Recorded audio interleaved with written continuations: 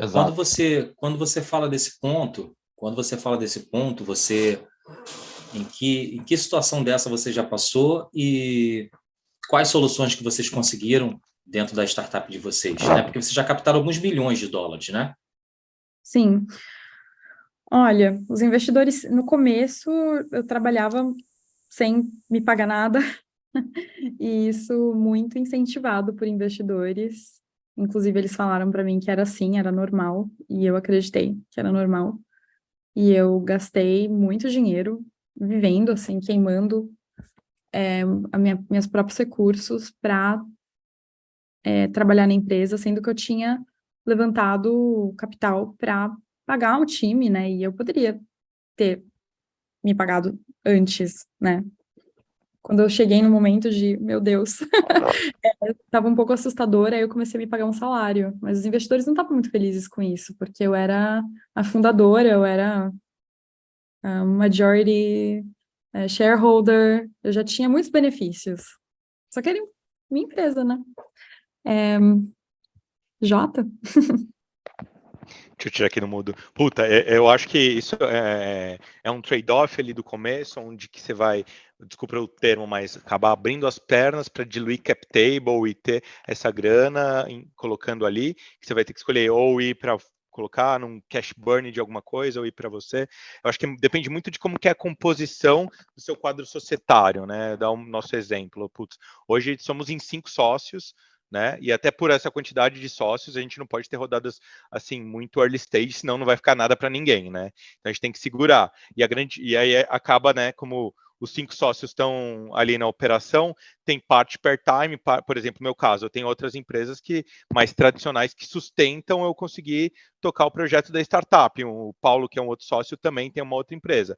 Os outros 3 sócios, eles são part-times. Então, um é diretor de uma incorporadora, o outro é médico, o outro é executivo Latam de uma plataforma, e aí a gente vai, né, virando à noite, tocando desse jeito, né, e investindo, né, e sobrevivendo dos nossos outros negócios, né, em paralelo. Obviamente, né, isso não é um melhor cenário para startup, né, porque a ideia é que a gente fique full para fazer o negócio acontecer, mas isso está muito bem planejado. Então, quando chega na rodada XPTO, por exemplo, no Series A é a hora que todo mundo entra, para dentro e fica exclusivo.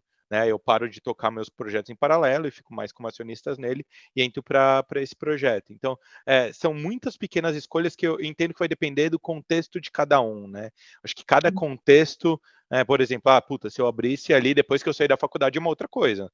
Né, não tinha trabalhado em um monte de lugar, ganhado bônus, segurado as pontas, tendo outros projetos. Então, acho que vai depender muito. E isso faz com que você tenha que, às vezes, abrir a perna em momentos que não são adequados.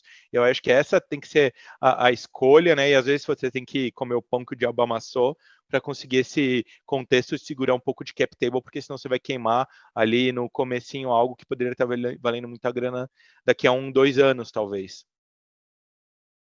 Sim, no meu caso, eu fui bootstrapped por um bom tempo, e aí realmente depois a gente precisava de capital externo e aí eu acabei tendo que... Eu não estava acostumada, né? Não sabia direito como é que eu fazia o fundraising, não entendia dos termos, não sabia lidar com os investidores, na verdade, e não conversei com muitas pessoas antes, e eu acabei aceitando umas condições que foram muito malucas, assim, e que é bem comum aqui na Estônia, as pessoas aceitarem, e então os investidores eles têm termos abusivos, e, e eu acabei aceitando. Enfim, então um deles era que eu não podia trabalhar em nenhum outro lugar, eu só podia estar envolvida naquele projeto, e eu tinha que me pagar o mínimo. Então, assim, uma caixa de supermercado, né, que faz um trabalho extremamente manual, né, tava ganhando mais do que eu e o meu co-founder, assim, sabe? E isso não é uma coisa que acontece só comigo, acontecem com vários fundadores aqui também, que são, tipo, obrigados a ter só um emprego, que é a sua startup, porque os investidores não vão investir se você não tiver foco num projeto só. A não ser que você seja super, super sênior, aí, né, a conversa é um pouco diferente, mas não era meu caso. Ou você tem alguma, ou para pegar essas green flags ou red flags, né? Ou você vem de uma Ivy League ali, né? Já fez uma startup, tem um puta nome, ou você tem que seguir aquele by the book. Eu não acho que é questão Stone, eu acho que isso é meio cross mercados, mesmo mercados mais maduros, né? Isso, puta, é a realidade de quem está começando. Ou você tem um anjo ali, não um investidor anjo, mas alguém que te endosse e te empurre, ou você tem que participar de algum desses grupos mais seletos para conseguir ter como que eu posso colocar, levar à luz todo o potencial do seu projeto, porque ali no pitch, sem um track record de alguns anos, fica muito difícil. Cara, um CV recebe quantos, né, discursos por dia? Puta, quem é você, né, quando está no começo? Então você tem que acabar, bom, pelo menos aqui onde eu passei a experiência mais Brasil, cara, é isso, ou você abre as pernas um absurdo, ou você vai ter que sofrer um pouco. Exato. Mas isso está mudando. É, os Você fundadores, sente? eu Puta, sinto, aqui pelo menos, porque é, estava muito abusivo. Então, alguns fundadores estão assim. Até agora, no cenário em que os investidores não estão investindo, as startups estão escolhendo melhor. E a ponto de, então eu prefiro não levar adiante o projeto e esperar mais um pouco, esperar até o fim justo. do ano, para conseguir um investidor que me dê termos para eu trabalhar melhor. Então, eu prefiro não nem começar a startup. Então, eu estou ouvindo pessoas assim que estão esperando para fazer o fundraising no fim do ano e colocando a startup assim meio que dormente, a ideia on hold até a situação melhorar um pouco. Mas você não acha que é muito mais pelo lado das startups estarem mais maduras do que os VCs mais flexíveis? Você acha que é um pouco dos dois? Acho que é um pouco dos dois. Eu acho que é um pouco dos dois, porque com essa questão do burnout, que está todo mundo discutindo, né, falando que, né, questão do suicídio, eu acho que afeta também o comportamento dos VCs, eles estão entendendo que os fundadores, eles têm que cuidar dos fundadores também, né, não é só demandar o tempo inteiro e a gente trabalhar como uma máquina, ganhando Querendo, pouco, entendeu? querendo ou não, pessoas é que faz a startup, né? Na hora de discurso, é muito isso, seu time, o seu track record, é isso que tá no spotlight, mas na prática ali, cara, vai ralar aí um pouco, né? Com certeza. E o fundador tem que estar bom, assim. Eu fui convidada para um retiro de fundadores Uhum, que que se preocupam com mental health, uhum. e, é muito legal. E Isso foi aí na Estônia ou foi em algum outro lugar do mundo? cada retiro eles vão para, né, a Aham. Áustria, a Suíça, né? Você paga e você vai, assim. E você aprende enfim, não se sentir culpado de não trabalhar no fim de semana, esse tipo de coisa, sabe? Porque a maioria fica meio com paranoia, assim, de trabalhar o tempo inteiro e, e a gente é incentivado a pensar assim, o conteúdo que a gente consome na internet é muito tóxico, porque a gente tem que trabalhar o tempo inteiro, né?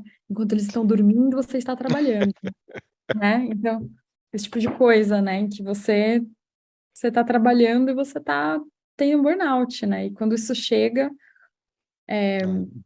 você demora, tecnicamente, se você não trabalhar, né? Você cura de um burnout completamente em 3 anos, se você não trabalhar. Sim. Se você continua trabalhando, porque maior parte de nós temos que trabalhar, demora por volta de uma década para você se recuperar de um burnout trabalhando com um pouco mais de é, equilíbrio. Então, Então eu estou perdido nessa, então eu estou ferrado. é, basicamente, quando você chega num burnout, você nunca volta a trabalhar, pelo menos por uma década, né? No seu Eita, 100%, você trabalha no seu 80%. Mas você se recupera, mas só que vai demorar, né? Uma jornada longa. Eu entendi. aprendi Eu muita acho que vou dar uma de coisa. Steve Jobs, vou lá para a Índia, vou lá comer aqueles cogumelos, de repente eu volto de lá mais virado, mais ligado 220. Mas é importante descansar. É muito importante descansar. Não, até Mas ponto de efetividade dos colaboradores, quando a gente olha para multinacionais, né, e todas as políticas que tem, mostra McKinsey, bem, com todos os estudos que trazem, né, de como isso é, cara, e como isso não cascateia para uma startup, onde o pool de talentos que faz o negócio realmente, né, ir para frente. Quanto é sustentável isso no longo prazo para o pool de fundadores estar ali nesse ritmo tão acelerado. Acho que, né, quando a gente fala de longevidade da startup, faz muito mais sentido, né, até pelo quadro reduzido, ter um care maior com os VCs, com os fundadores, né? Devia pegar na mão, né, e assistir e pegar essa parte boa que vem de multi, que está tudo pronto de consultoria, né? Cara, isso não se aplica, então é um negócio ainda meio contraintuitivo para mim de por que esses caras não pegam e desenvolvem, né? Eles deviam pegar na mão e desenvolver esse líder e não deixar ele lá, né? Falar que tem um pseudo smart money e só resultado faca no pescoço. Exato, é o que eles fazem. E é o que eu estou fazendo Karen, agora. detalhe um pouco melhor para a gente como está sendo esse sistema que está sendo feito por aí. Desculpa, Detalhe para a gente um pouco mais sobre essa maneira que vocês estão fazendo, o que tem sido feito aí desse programa que você falou de fim de semana e tal. Dá um pouco mais de detalhes para a gente. do retiro, né? Então, esse Isso. retiro de mental health para fundadores dá informações para a gente. É quase um estudo, né, do cérebro, né? Quantas de informações a gente consegue absorver num dia, né? E a gente não consegue trabalhar com muita efetividade mais do que 4 horas por dia, né? Num dia de 8 horas de trabalho, a gente trabalha mesmo com concentração por volta de 4 horas, né? Então, essa coisa das 8 horas de trabalho que foram criadas no passado, né? Hoje a gente não precisa de tantas horas assim para desempenhar funções que no passado a gente precisava de mais tempo, né? Hoje em dia está tudo mais otimizado.